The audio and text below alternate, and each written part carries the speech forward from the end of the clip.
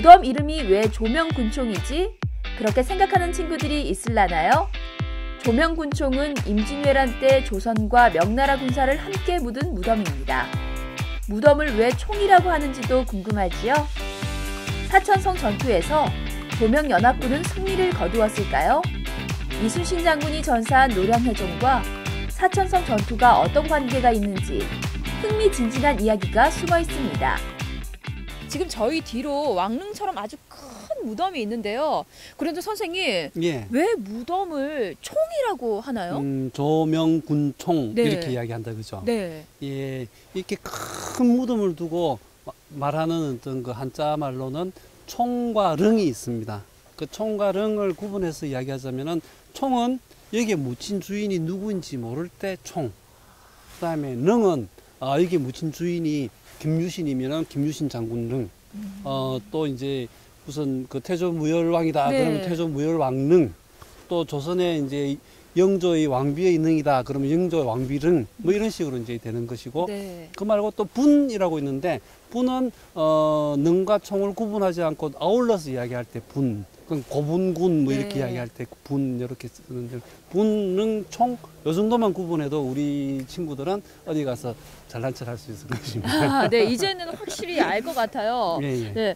근데 선생님, 예. 그러면 명나라 군사들이 우리나라를 위해서 예. 싸우다가 전사했으니까 예. 아주 고마운 분들이네요.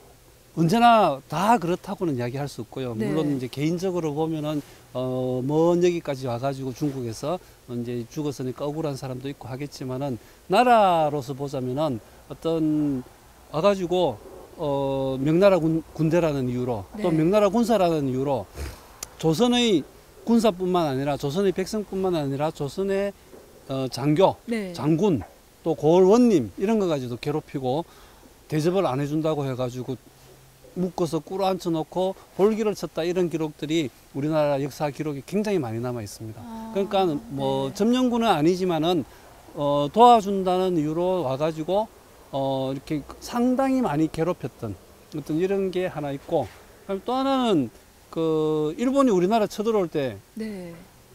길을 빌려달라 그랬습니다. 명나라를 칠 테니까 길을 빌려달라. 길, 네. 예, 길. 그러니까 이제 명나라 입장에서 보자면은 저거 본토에서 싸워야 되는데 자기 땅은 그대로 두고 조선에서 제3국에서 싸우는 이런 국민이라고도 할 수 있는 거거든요. 그러니까 우리가 뭐 그걸 두고 고마워해야 된다든지 이런 건 있을 수 없는 일이고 그냥 그 자체로 냉정하게 바라보고 우리가 얻을 수 있는 게 있다면은 배우면 될 것 같습니다. 네, 스스로 나라를 지키지 않으면 얼마나 비참한지를 보여주는 것 같기도 해요, 예, 선생님. 예, 예. 그런데 선생님, 일본에 가면은 예. 귀 무덤이라는 게 있다고 귀 들었는데 무덤, 예, 있습니다. 맞나요? 예, 그렇습니다. 네. 귀 무덤은 임진왜란 때 이제 일본이 침략군이지 않습니까? 그리고 또 와가지고 군대끼리 싸움만 한 게 아니라 이 외적들은 일부러 찾아다니면서 민간인들도 굉장히 많이 죽였어요. 일부러 산을 뒤진다든지 이렇게 네. 해가지고 많이 죽였는데 그러다 보니까 이제 이 일본 자체가 굉장히 잔인한 군대였어요. 그러니까 이제 수급을 머리를 베거나 코를 자르거나 귀를 자르거나 하는 것이 전부 다 이제 그 굉장히 잔인한 일이고 그것을 외적들이 많이 자행을 했으니까 더욱 잔인하게 여기는데 사실은 당시에 이 동서를 떠나서 조선과 일본을 떠나가지고 당시에는 자기의 전과를 인정받기 위해서는 목을 다 자르는 수밖에 없었어요.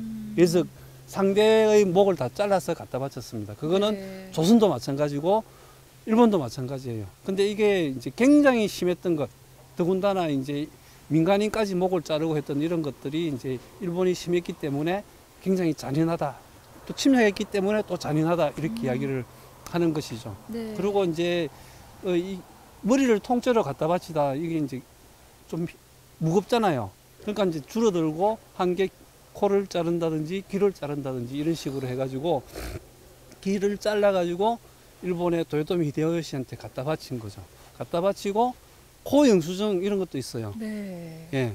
국립진주박물관에 가면은 그게 있는데 3,369개를 갖다 바치고 그 영수증 사인을 받아가지고 했던 그 영수증도 있습니다. 혹시 나중에 갈 일이 있으면 한번 가서 보는 것도 좋을 것 같습니다. 네. 아, 선생님 근데 말씀을 듣다 보니까 생각만 해도 끔찍한데요. 다시는 이런 일이 예, 안 일어나야겠죠. 예, 네, 예. 네. 아니요, 선생님. 근데 우리 이렇게 조명군총에 왔으니까 마지막으로 우리 선생님께서 친구들에게 예. 자, 이곳에 오면 이것만큼은 좀 배워갔으면 좋겠다 하는 팁도 있을 것 같아요. 예. 그러니까 이제 세상에 공짜는 없습니다.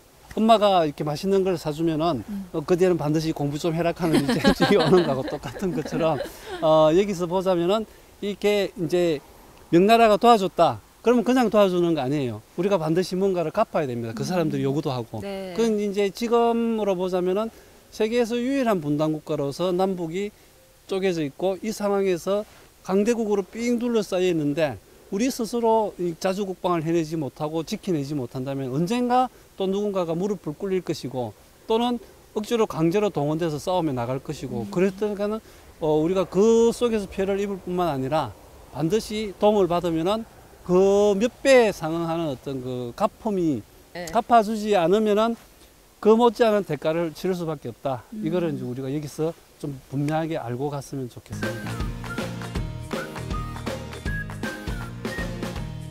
이번에는 조명군총 바로 옆에 있는 이총으로 발걸음을 옮겨봤습니다.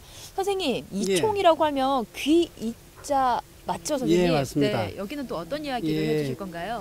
그 임진왜란 당시에 예군이 조선의 병사들 목을 베어서 갔다. 네. 수급을 잘라서 갔다. 그 나중에 이제 이게 무겁고 하니까 이제 코를 자르거나 귀를 잘라서 갔다. 네. 그러니까 소금에 절여가지고 그걸 일본에 그대로 가져가가지고 네. 우리가 이렇게 싸워서 이겼습니다 하고 이제 보고를 했다 이런 말씀을 드렸지 않습니까? 네. 그거를 또 이제 이 토요토미 히데요시가 그대로 모아가지고 일본 도쿄 교토에다가 네. 귀무덤을 크다랗게 만들었습니다. 그건 이제 자기네들은 이제 자랑스러워하는 거지만 지금은 이제 자기네들의 또 침략주의의 한 옛날 기억으로 굉장히 부끄럽게 생각하고는 있습니다. 일부에서. 네. 근데 우리나라에 떠있는 사람들이 사천에 떠있는 사람들이